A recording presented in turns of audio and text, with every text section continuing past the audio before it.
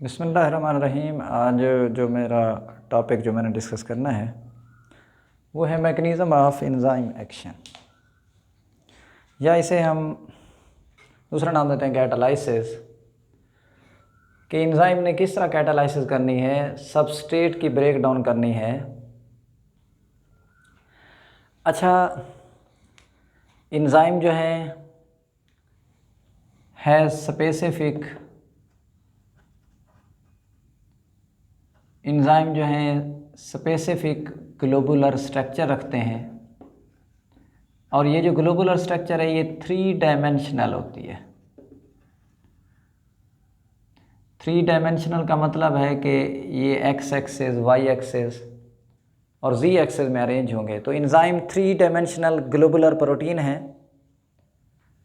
और enzyme have specific chemical composition, उनकी ख़ास एक कीमियाई बनावट है due to its component amino acids. देखिए, अमाइनो एसिड की वजह से एंजाइम की ख़ास केमिकल कंपोजिशन है, यानी केमिस्ट्री है, एंड स्पेसिफिक शेप, और उनकी ख़ास एक शक्ल सूरत है, यानी कन्फिग्रेशन है। जी, तो एंजाइम 3 डायमेंशनल ग्लोबुलर प्रोटीन हुए। Enzymes have specific chemical composition due to its component amino acids, यानी अपने अज्जा अमाइनो एसिड की वजह से इनकी ख़ास कीमियाई बनावट है, और स्पेसिफिक शेप होती है या स्पेसिफिक कन्फिग्रेशन है।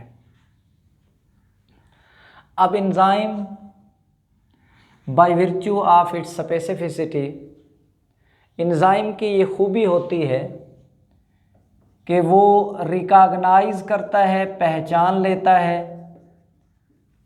स्पेशल किस्म के सब्सटेंस को, और ऐसे सब्सटेंस जिनसे वो रिएक्ट करें उन्हें सबस्ट्रेट नाम देंगे।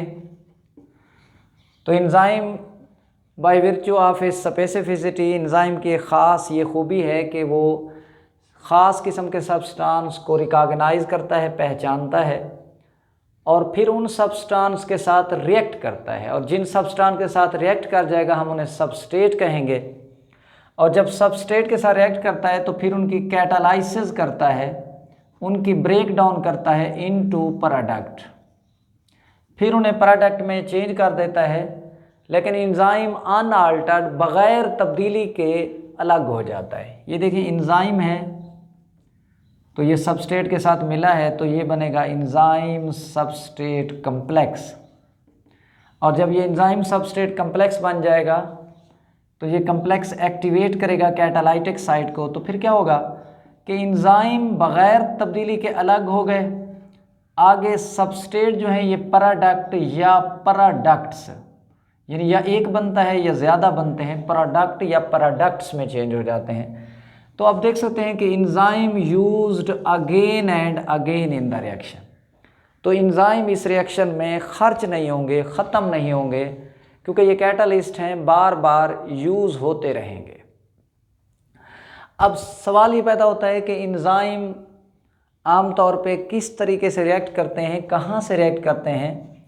देखिए, एंजाइम की एक रिएक्टिव साइट होती है, हमने पहले भी डिस्कस किया है, उसे हम नाम देते हैं एक्टिव साइट। ये एक्टिव साइट है। तो एंजाइम जब भी सबस्ट्रेट के साथ रिएक्ट करेगा तो एक स्पेशल किस्म की चार्ज बेरिंग साइट, जी चार्ज रखने वाली साइट से अमल करेगा, और उस charge bearing site of enzyme को हम नाम देते हैं एक्टिव साइट। यानी एंजाइम सबस्ट्रेट से हर जगह से रिएक्ट नहीं करता, तो एंजाइम सबस्ट्रेट के साथ इस चार्ज रखने वाली साइट के साथ रिएक्ट करेगा, और इस चार्ज रखने वाली साइट को हम नाम देते हैं एक्टिव साइट। और ये जो एक्टिव साइट है इसकी ये जो चार्ज है, और आप देख रहे हैं जो ख़ास इसकी शेप है, इसका जो चार्ज है और दूसरा जो शेप है, इसे मेंटेन करते हैं सम अमाइनो एसिड्स। जी, हमने पहले भी जिक्र किया था कि एंजाइम के अंदर हंड्रेड्स अमाइनो एसिड्स होते हैं। तो उनमें से कुछ अमाइनो एसिड जिन पर ख़ास चार्ज होगा वो इस एक्टिव साइट को मेंटेन करते हैं। अब कैसे मेंटेन करते हैं कि इस एंजाइम के अंदर एक पॉलीपेप्टाइड चेन होती है। अब पॉलीपेप्टाइड चेन को इस तरह काइलिंग और फोल्डिंग लगाई जाएगी, यानी ऐसे बल दिए जाएंगे, इस तरह तहें लगाई जाएंगी कि ऐसी चेन के अंदर अमाइनो एसिड जिन पर चार्ज होगा वो सारी एक ही जगह आ जाएंगे, और जिन पर चार्ज नहीं होगा वो बाकी ग्लोबुलर स्ट्रक्चर को मेंटेन करेंगी। तो इस तरह चेन को काइलिंग और फोल्डिंग की जाती है कि जो चार्ज रखने वाली अमाइनो एसिड हैं they are brought closer with each other, उन्हें देखें एक ही जगह नज़दीक लाया जाता है। और जब सारी चार्ज रखने वाली अमाइनो एसिड एक जगह आ जाएंगी तो इस तरीके से जी डेवलप हो जाती है एक्टिव साइट। तो एक्टिव साइट जी कैसे बनती है, तो active site is maintained by the few amino acid that have charge, और ये जितनी चार्ज बेरिंग अमाइनो एसिड्स हैं दीज आर ब्रॉट क्लोजर, इन्हें नज़दीक लाया जाता है and too by coiling and folding of polypeptide chain within the globular structure of enzyme, कि इस ग्लोबुलर स्ट्रक्चर ऑफ एंजाइम में जो पॉलीपेप्टाइड चेन है उसको इस तरह काइलिंग और फोल्डिंग की जाती है कि जितनी चार्ज रखने वाली अमाइनो एसिड हैं वो एक ही जगह इकट्ठे नज़दीक आ जाती हैं। तो इस तरीके से एक एक्टिव साइट डेवलप हो जाती है। और ये जो एक्टिव साइट है फंक्शन के हवाले से, काम के हवाले से इसकी दो साइट्स हैं। एक को हम नाम देते हैं बाइंडिंग साइट और दूसरे को नाम देते हैं कैटालाइटिक साइट। देखें जो बाइंडिंग साइट है इसके दो काम हैं, एक बाइंड करना यानी अटैच करना और दूसरा कैटालाइसिस करना, तोड़ फोड़ करना। दूसरा काम एक बाइंड करना है, दूसरा काम है इसकी रिकॉग्निशन करना, पहचान करना। तो रिकॉग्निशन और बाइंडिंग ये बाइंडिंग साइट के काम हो गए, यानी बाइंडिंग साइट ने पहले उस सब्सटेंस को रिकॉग्नाइज करना है, पहचान करना है, और फिर उसको वो बाइंड कर देगी जी एंजाइम के एक्टिव साइट के साथ, तो that is called the binding. और जब रिकॉग्निशन हो गई, बाइंडिंग हो गई, तो ये बन गया एंजाइम सबस्ट्रेट कम्प्लेक्स। जब एंजाइम सबस्ट्रेट आप देखें कम्प्लेक्स बन जाता है तो फिर ये कम्प्लेक्स एक्टिवेट करता है जी किसको, कैटालाइटिक साइट को। जब कैटालाइटिक साइट एक्टिवेट हो जाएगी तो then there will be catalysis, तो वहाँ हमेशा कैटालाइसिस ही होगी, तोड़ फोड़ होगी, और फिर सबस्ट्रेट जो है वो प्रोडक्ट में चेंज हो जाएंगे। तो इस तरीके से प्रोडक्ट डेवलप हो जाते हैं। अब एंजाइम जहाँ बनते हैं पहले बात हो चुकी है कि वहाँ भी यूज़ हो जाते हैं या near the site of production, और एंजाइम हमेशा जी वो एक्वेस मीडियम में जी वर्क करते हैं, और एंजाइम बग़ैर तब्दीली के रिएक्शंस में अलग हो जाते हैं। अब ये एंजाइम सबस्ट्रेट के साथ किस तरीके से मिलते हैं, तो इसकी कैटालाइसिस के दो मॉडल पेश किए गए जी। एक को हम नाम देते हैं लॉक एंड की मॉडल जी, एक है लॉक एंड की मॉडल और दूसरा है इंड्यूस फिट मॉडल। तो दो मॉडल पेश किए गए, एक लॉक एंड की मॉडल, दूसरा है इंड्यूस फिट मॉडल। जो लॉक एंड की मॉडल है ये 1890 में पेश किया गया जी, एमएल जी फिशर था, उसने ये मॉडल पेश किया था। और इंड्यूस फिट मॉडल जो है ये 1959 में पेश किया गया और कोशलैंड ने इसको प्रपोज किया था। अब लॉक एंड की मॉडल के मुताबिक कि जैसे एक स्पेसिफिक की जो है वो ओपन करती है एक स्पेसिफिक लॉक को, इसी तरीके से एक स्पेसिफिक जो एंजाइम होगा ये कैटालाइसिस करेगा, तोड़ फोड़ करेगा एक स्पेसिफिक सब्सटेंस के। यानी ये मॉडल जो है एंजाइम और सबस्ट्रेट का जो आपस में रिएक्ट होगा उसको विजुअलाइज करने के लिए, देखने के लिए ये पेश किए गए। जो पहला मॉडल था एमएल फिशर ने 1890 में प्रपोज किया था।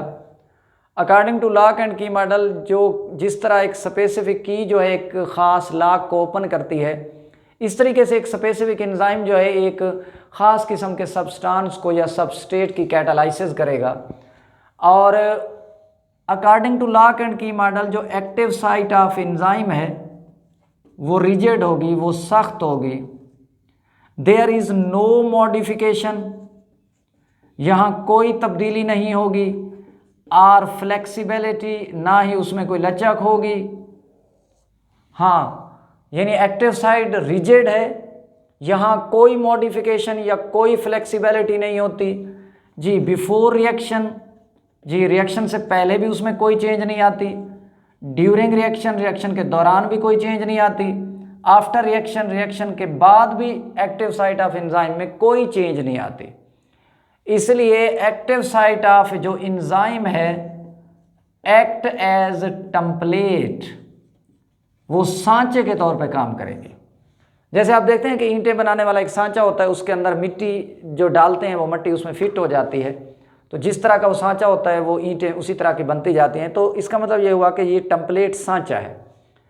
तो एंजाइम की एक्टिव साइट टेम्पलेट के तौर पे काम करेगी और इसमें कोई मॉडिफिकेशन, कोई फ्लेक्सिबिलिटी नहीं होती, ना रिएक्शन से पहले होती है, ना ड्यूरिंग होती है, ना आफ्टर होती है। वजह कि एक्टिव साइट ऑफ एंजाइम जो है ये रिजिड है, सख्त है। लेकिन ये देखा गया कि जो आर रिएक्शन थे वो इस मॉडल को फॉलो नहीं करते थे, तमाम रिएक्शन। इसका मतलब है कुछ रिएक्शन में आमतौर पे खामी आ गई कि वो लॉक एंड की मॉडल फॉलो नहीं होता था। तो फिर इसलिए बाद में जो मॉडर्न एविडेंसेस थे उनकी वजह से प्रपोज किया गया induce fit model. Induce fit model को हम हैंड एंड ग्लव्स मॉडल भी नाम देते हैं। ये मॉडल कोशलैंड ने 1959 में प्रपोज किया था और ये मॉडिफाइड मॉडल है लॉक एंड की का। अब इसके मुताबिक क्या होता है कि जब कोई सबस्ट्रेट जी रिएक्ट करेगा एंजाइम के साथ तो वो एंजाइम की स्ट्रक्चर को जी चेंज कर देगा। और ध्यान में रखना ये जो चेंज है स्ट्रक्चर में ये इनेबल द एंजाइम, ये एंजाइम को इस काबिल बनाएगी कि वो वर्क करेगा मोर एफिशिएंटली, ज़्यादा मौसर तरीके से।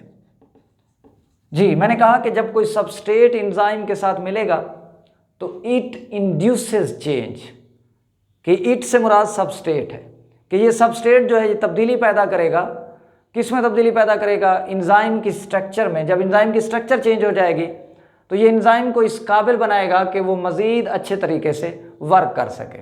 मतलब फ़र्ज़ करें कि लॉक एंड की में तो आप देख सकते हैं कि ये एक एंजाइम है, आप देख सकते हैं कि अब इसमें सिर्फ ऐसा सबस्ट्रेट जो है ये फिट हो सकता है, तो कोई और सबस्ट्रेट यहाँ फिट नहीं हो सकता।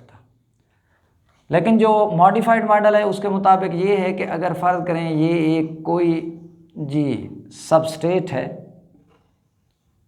तो ये अगर एंजाइम है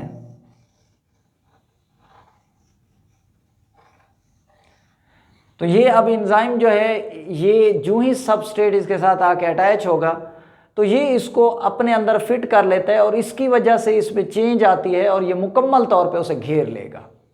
तो ऐसे मॉडल को हम नाम देते हैं इंड्यूस फिट मॉडल। अब एक बात लिखी हुई थी जी चेन रिएक्शन के हवाले से।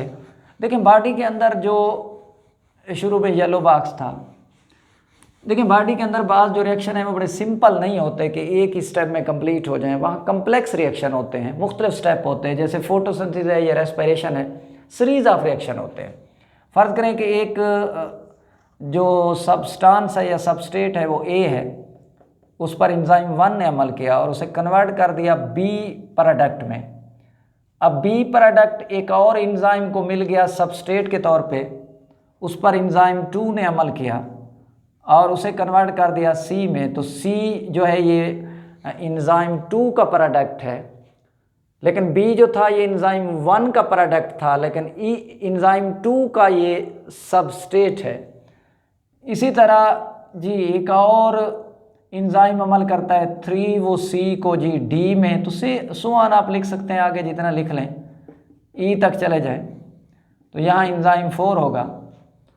तो ये जो कम्प्लेक्स रिएक्शन है ये सीरीज़ में होते हैं कि एक एंजाइम अपना प्रोडक्ट दूसरे एंजाइम के हैंड ऑन कर देता है, हवाले कर देता है और वो उसका सबस्ट्रेट बनता जाता है।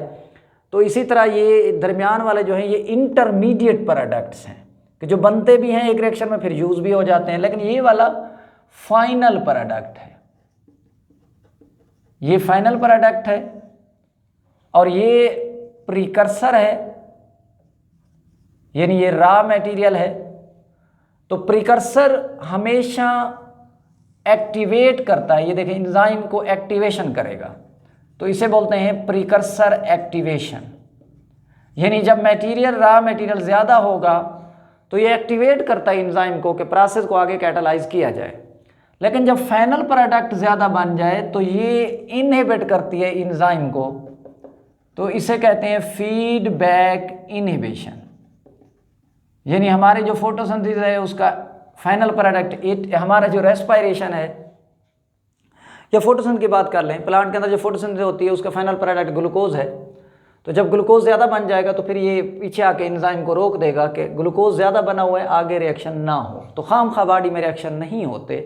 तो बॉडी में इस तरीके से रिएक्शन इन चीज़ों की वजह से, प्रीकर्सर और फाइनल प्रोडक्ट की वजह से कंट्रोल होते हैं कि अगर रॉ मटेरियल ज़्यादा होगा तो रिएक्शन कैटालाइज किए जाएंगे, फास्ट किए जाएंगे, और अगर फाइनल प्रोडक्ट ज़्यादा बन चुका होगा तो फिर रिएक्शन को रोक दिया जाएगा, बॉडी में खामखा रिएक्शन नहीं होते। अल्लाह हाफिज़।